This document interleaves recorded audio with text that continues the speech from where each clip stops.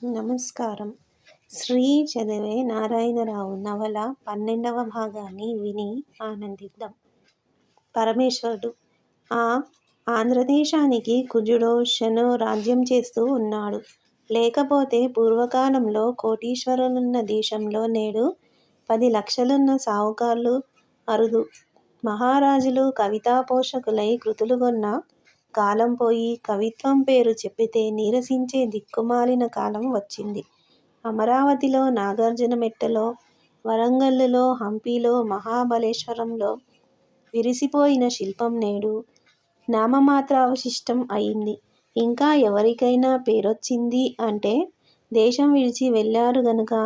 విశ్వదాత నాగేశ్వరరావు గారు, ఆచార్య రాధాకృష్ణ గారు, నాగపురంలో లక్ష్మీనారాయణ గారు, నియోగి గారు, చిర్రావూరి యజ్ఞేశ్వర చింతామణి గారు దేశాలు విడిచి వెళ్ళి మహోన్నత పదవులకు వెళ్ళారు. బొంబాయి కామాఠీలని, రంగూన్లో గౌడరెడ్లని, నాగపురంలో నాయుళ్ళని ప్రఖ్యాతిగన్న వారంతా ఇలా తెలుగుగడ్డ విడిచి వెళ్ళినవారే. రాజేశ్వరరావు జిడ్డు కృష్ణమూర్తిగారో పరమేశ్వరుడు. అవును, ప్రపంచ విఖ్యాతిగన్న మహాజ్ఞాని రాజేశ్వరరావు. తర్వాత వారిలో పండిత వంగల శివరాము, పున్నయ్య గారు ఇంకా ముఖ్యులు. ఇంజనీరు విశ్వేశ్వరయ్య, దివాను నాగుమయ్య. పరమేశ్వరుడు అదేనండి, చిన్న చిన్న వాళ్ళయి కూడా దేశం విడిచిపోతే మన ఆంధ్రులు బయటికి వస్తారండి. దామెర్ల రామారావును చూడండి. లక్ష్మీపతి ఆంధ్రదేశం వదిలితే 6వ గ్రహ బాధ వదిలి పైకి వస్తారోయి పరమేశ్వరం. జమీందారు పరమేశ్వరమూర్తిగారు, మీరు చెప్పిన దానిలో సత్యం ఉన్నట్లే తోస్తున్నది. కారణం మీరు చెప్పింది కాకపోవచ్చును. యశం సంపాదించుకోవాలంటే మనం మన దేశమే కాదు, మద్రాసు రాష్ట్రం విడిచి పోవాలండి. అయితే పరమేశ్వరమూర్తిగారు, మీరు కలకత్తాలో ఎన్నాళ్ళు అవనీంద్రుని దగ్గర చిత్రలేఖనం నేర్చుకున్నారు? పరమేశ్వరుడు B.A. కలకత్తాలో చదవడానికి వెళ్ళాను. పాలి, సంస్కృతం పుచ్చుకొని ఆర్కియాలజీ శాఖలో చేరుదామని ఉద్దేశం. అప్పటికి నాకు ఇష్టమైనది రామారావు గారి సంప్రదాయమే.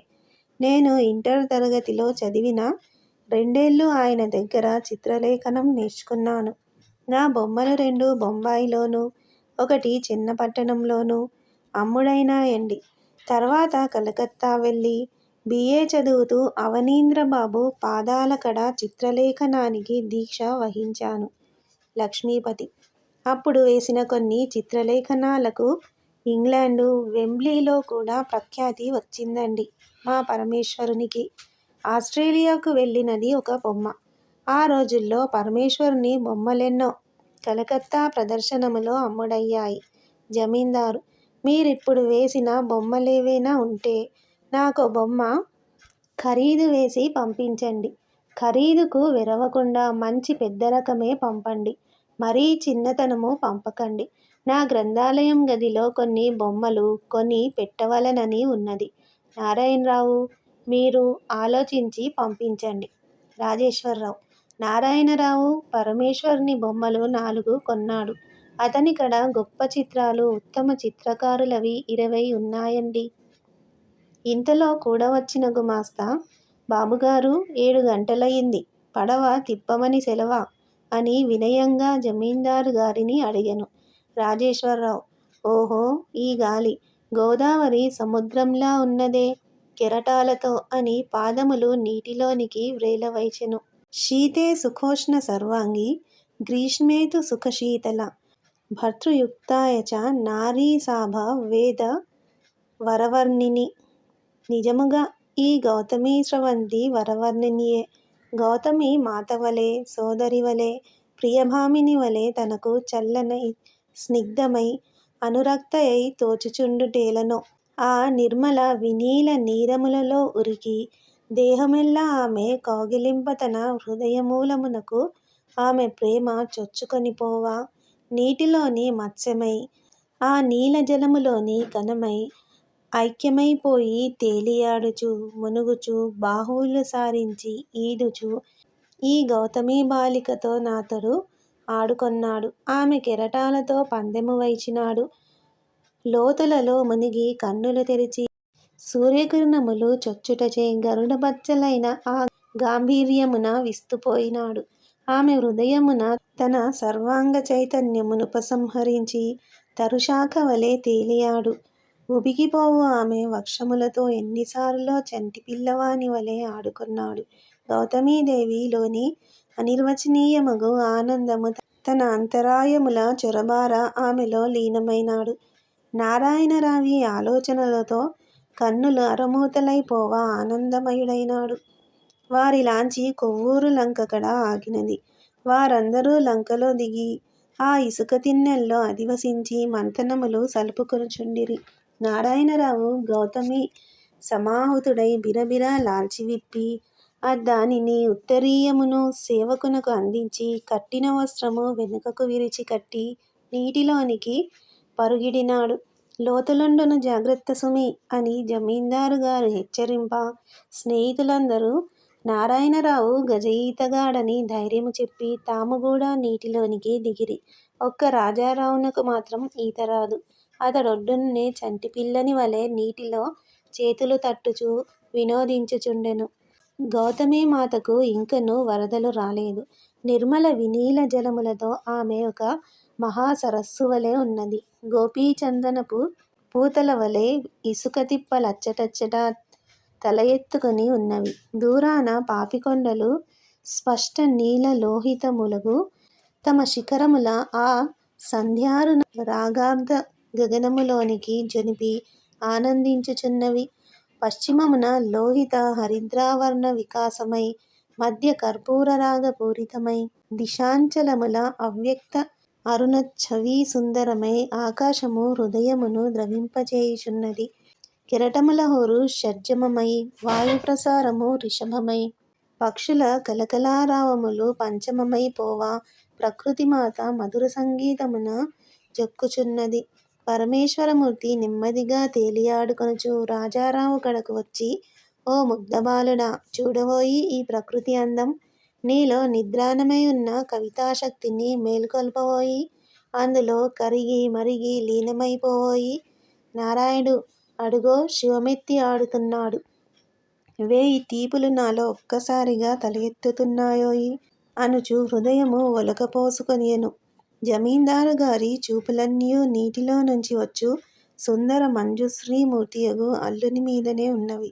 విశాలాంసనుడై విపులవక్షుడై గోమూర్ధ కటిసుందరుడై అల్పమధ్యముడై గంభీరవదనుడై ఉన్నత శరీరుడై ప్రకాశోజ్వల హరిద్ర రోహిత వర్ణుడై నీటి చుక్కలు ముత్యముల వలె రాలుచుండ గట్టునకు వచ్చి తడియార్చుకొనుచుండిన అల్లుని చూచిన అతని కన్నులు చెమర్చినవి.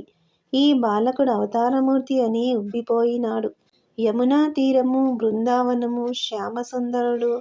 ఆయన మనోవీధి తళుక్కున మెరిసి గోపికా భావమాయనను ఆవహించినట్లయినది. రాత్రి 8 గంటలకు వారందరింటికి చేరినారు. వారు గృహమధ్యశాలకు వచ్చినప్పటికీ అచ్చట సోఫాలపై జగన్మోహనరావును శారదయు దగ్గరగా కూర్చుండి మాట్లాడుకొంచుండిరి. శారద కిలకిల నవ్వుచుండెను. జగన్మోహనరావు మోము దరహాస ప్రఫుల్లమై ఉన్నది. వీరు లోనకు అడుగిడగానే శారద త్వరితముగా లేచి లోనికి చివ్వున పారిపోయినది. జగన్మోహనరావు మోమున క్రోధఛాయలించుక పొలసి తొలగిపోయినవి. శారద లేచిపోవుట ముందు వచ్చిన జమీందారు గారికి నారాయణరావుకు మాత్రమే కనబడెను. జమీందారు గారి హృదయము నందొక విధమగు జుగుప్స జనించినది. మెరుపువలె మెరిసి మాయమైన శారదా బాలిక నారాయణరావు గుండెలో పాట పాడినది. శారదపై నారాయణరాయని ప్రేమ నానాటికి గట్టులొరసి అఖండ గౌతమి వలె పొరలిపోవుచున్నది. అతడందు మునకలిడుచు తేలియాడుచున్నాడు. వెడదలై అర్ధనిమీలితములగు శారదా నయనముల అతని కలచివేయుచున్నవి.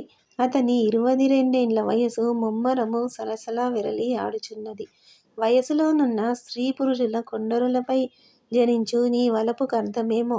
చిన్నతనమున ఒకచో పెరిగి ఆటలాడుకొను బాలికా బాలకులకు మాత్రము ప్రేమ లేదా? అవ్యక్త మధురము సరళమునగు ఆ ప్రేమ కూడా వియోగమును సహింపదు. ఆ బాలికా బాలకులిరువురు ఎప్పుడూ కలిసి యుండగోరుదురు. ఒండరులు భుజములపై చేతులిడుకొని తిరుగుచుందురు. ఆ ఆటపాటలందే ఒకరినొకరు ఏమోయి అని నోరారా పిలుచుకొనుటందే వారికి తృప్తి. వారికి పరస్పర సౌందర్యముతో పనిలేదు. వారిరువురుకు యవ్వనోదయ మగుటతోడనే ఆ స్నేహము వలపుగా పరిణమించుటేలనో, వారి పలుకులు, చూపులు, చేతలు కూడా నూత్న వికారమును పొంది కొత్త తలపులు రేకెత్తించుటేలనో, అట్టి చిన్ననాటి మిత్రుల యవ్వన మొండరుల యందు వివాహముచే చరితార్థము కాని నాడు వారి జీవితములు దుఃఖభాజనములై పోవుట వినుచుందుము. అవ్యాజ మధురమగు ఆ చిన్ననాటి స్వచ్ఛ ప్రేమమే తారుణ్యోదయమున కామావతారమెత్తనేల. ప్రాణిధర్మమగు ఈ కామమునకు తోడు సౌందర్యలాలస ఏటికో. అట్లని సుందరియగు ప్రతియువతిని ప్రతి పురుషుడును కామించున. రతీచ్ఛ వినా దేహ సంశ్లేష మాత్రమున తృప్తి చెందు కామముండునా? తానింతకు మున్నెందరు సౌందర్యవతులను గాంచి ఉండలేదు. అట్టి వారెల్ల తన హృదయమున చూరగొనరైరేలా? ప్రథమ దర్శన మాత్రముననే శారదపై తనకు జనించినది ప్రేమమా, కామమా? అపరిచితము, అజ్ఞాత యవ్వనమునగు నీ శారద తనకు భార్య అయినంత మాత్రమున తన దేహ మన ప్రాణములామెకై ఇట్లు తహతహ చెందనేలా? దీనిని జననాంతర సహృదయమందున లేక దాంపత్యమే అనవలియునా?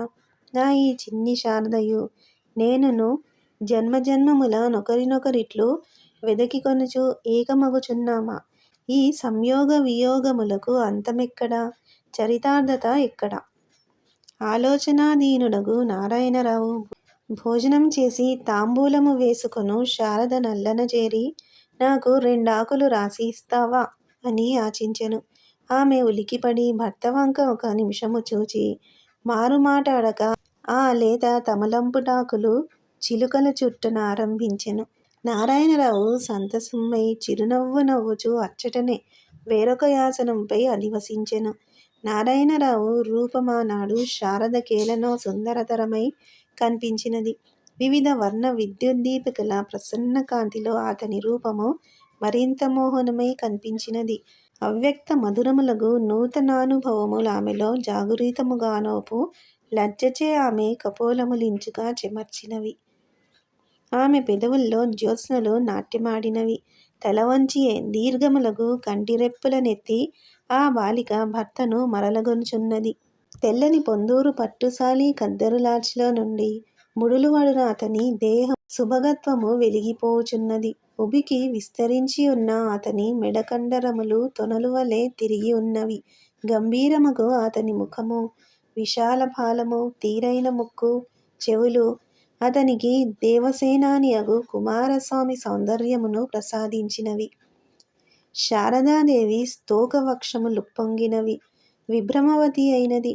సానురాగై భర్త చేతిలో సుగంధ ద్రవ్యములు కూర్చిన వక్కపొడియు తమలపాకు చిలుకలు పెట్టుచు స్పర్శ సుఖమనుభవించినది. ఆ వ్రీడావతి శరీరము పుల్కరించినది. హాయి అనుచు ఆమె హృదయము ఆనందపూరితమైనది.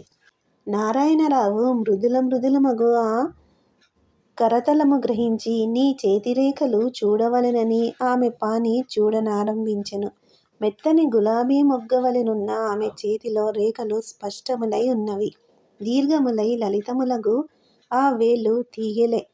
గోళ్ళు ఎరుపులై సంధ్యారాగ తప్తములగు నక్షత్రముల వలె ప్రకాశించినవి.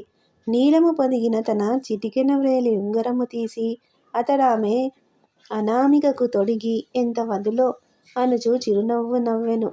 ఆమె వజ్రపుటుంగరము తన కనిష్ఠకాంగులికి తొడిగి చూచితివా బిగువని మేలమాడుచు దీపికా కాంతిలో అద్దాని గాంచుచు ఇది నా ప్రాణప్రదమని ముద్దిడుకొన్నాడు. చెన్నపట్టణం నుండి చక్కని ఉంగరము ఒకటి తెచ్చి ఈ చిట్టి వ్రేలికి తొడిగికొందునని ప్రేమపూర్వకంగా అనుజ్ఞ వేడుకొన్నాడు. శారద నెమ్మదిగా చేయి లాగుకొన్నది. ఆమె గుండియలు దడదడ కొట్టుకొన్నవి. ఇంత మెత్తని వ్రేళ్లకు వీణతీగెల నొక్కులు బాధకదూ శారదా అని నారాయణరావు ప్రశ్నించెను. కుడిబొటన వ్రేలికి గోనము తగిలించుకొంటాను. ఎడమ చేతి వేళ్ళు నొక్కులు పడ్డాయి అని ఆ బాల వామహస్తము భర్తకు చూపించినది. అతడా పానిని గ్రహించి హృదయ వచ శరీరముల సౌందర్యాన్ని బలిస్తేగాని ఆనందాన్ని సృష్టించలేము కదూ. ఎన్ని గంటులో పాపము ఈ చిన్ని వ్రేళ్లకు ఎంత శ్రమో. ఆమె చేయి తన పెదవులతో అల్లన స్పృశించి కన్నులకు అద్దుకొనెను. శారద అపరిమిత త్రపామూర్తి అయి చేయి లాగుకొని చిరునవ్వు మోమును రాగరంజితము చేయ మెరుపువలె ఆ మేడ మీద ఇంకొక గదిలోనికి మాయమైనది. నారాయణరావు హర్ష ప్రఫుల్లములగు నయనములతో తన చిన్నారి భార్య పోయిన దశ చూచుచుండెను. ఇంతలో జమీందారు గారు లోనికి వచ్చి ఆలోచనామగ్నుడై ఉన్న అల్లుని వీపుపై చేయి నిడెను. నారాయణరావు ఉలిక్కిపడి తల ఎత్తి మామగారిని చూచి చివాలున లేచెను. కూర్చోవోయి, నీ స్నేహితులంతా నీకోసం కాబోలు చూస్తున్నారు. మా జగన్మోహనుణ్ణి ఆడిస్తున్నట్లున్నారు. అతడో వెర్రివాడు, గర్వి, దుష్టహృదయం కలవాడు. నీవు ఎఫ్ఎల్లో మొదటివాడవుగా మొదటి తరగతిలో నెగ్గినందుకు నాకు చాలా సంతోషం అయింది. నువ్వు వెళ్ళేటప్పుడే నేను చెన్నపట్టణం వస్తాను. నువ్వు హాస్టల్లో ఉండడం మానివేసి కీల్పాకులో బంగళా ఉంది. అందులోనే ఉండు. అద్దెకున్న వారిని ఖాళీ చేయవలసిందని వ్రాశాను. వారున్ను రేపు జూలై నెలలో వెడుతున్నారు. నీ ఇష్టం వచ్చిన కారొకటి చూడు. మా దివానుగారది కొని నీకు ఇస్తారు. చాపియరు ఒకణ్ణి చూచి ఉంచారు. ఆ కారు నీకు బహుమతి. నేనే ఒక చిన్నరకం కారు కొనుక్కోడానికి ఏర్పాట్లు చేసుకున్నానండి. నా ముచ్చటకు నువ్వు అడ్డం చెప్పవద్దు. చిత్తం. శారద పక్క గదిలోనున్న శారద ఎందుకు నాన్నగారు అని పలికినది. ఇలా రా అమ్మా. శారద గుమ్మము కడకు వచ్చినది. కొంచెంసేపు కిందకు వచ్చి వీణ వాయిస్తావా? నీ సంగీత గదిలోనే కూర్చో. ఇప్పుడు వాయించలేనండి. పోనీలే. కాదు, ఇక్కడే నా గదిలో కూర్చుండి వాయిస్తానండి. సరేలే, నీకు కులాసాగా లేకపోతే ఇబ్బంది లేదులే. ఇష్టం లేక కాదండి. క్రింది గదిలోకి ఎందుకని. సరే సరే. శారద పరిచారికను పిలిచి సంగీతపు గదిలోనున్న వీణియ తెమ్మని ఆజ్ఞ ఇచ్చినది. జమీందారు గారల్లుని చూచి సంగీతపు ధ్వని శాస్త్రవేత్తనొకణ్ణి కలకత్తా నుండి రప్పించి తయారు చేయించినాను. చాలా చక్కగా కుదిరింది. పొడుగాటి హాలులా ఉండడం వల్ల 10 మంది కూర్చొని వినుటకు వీలుగా ఉంటుంది.